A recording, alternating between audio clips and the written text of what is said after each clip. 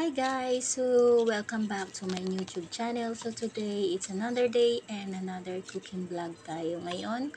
So, as usual, simple lang ang aking lulutuin. So, meron ako ditong mushroom at saka itong bok choy. It's a kind of Chinese cabbage. So, I don't know kung ano yung ibang tawag dito. So, lilinisan ko muna itong bok choy at hugasan ko rin yung mushroom. So, ayan guys.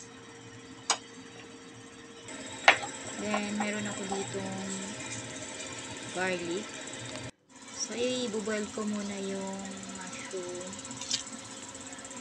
at saka yung bok choy.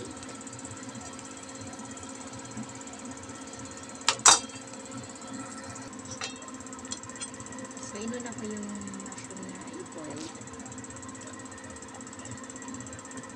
I think mga 2 minutes, 3 minutes ko itong i-boil. Then, dyan, sa same pot din, hindi ko na siya papalitan ng water. So, yung gulay. So, yung itong bok choy, isaglit ko lang siyang i-boil. So, I think 30 seconds. So, 1 minute. So, ganun lang. So, depende kasi sa texture na gusto nyo. By the way, yung tubig pala is nilagyan ko siya ng salt and konting oil. So, ayun guys. So, ayan. Mag-susutay na tayo ng garlic. Medyo magulo yung aking video kasi hawak-hawak yung phone. Kaya, ganyan medyo magulo yung pagkakuha ng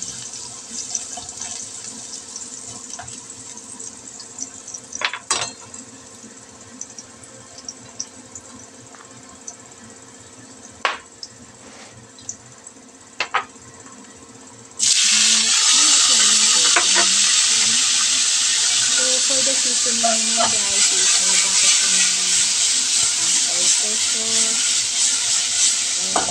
sugar, chicken powder, at saka konting salt. So, balance nyo lang yung taste. So, yung mga amount kasi is depende sa panlasa ninyo, sa panlasa ng kakain. Kasi, like, ako kasi yung amo ko is light lang talaga yung gusto nilang taste. Kaya,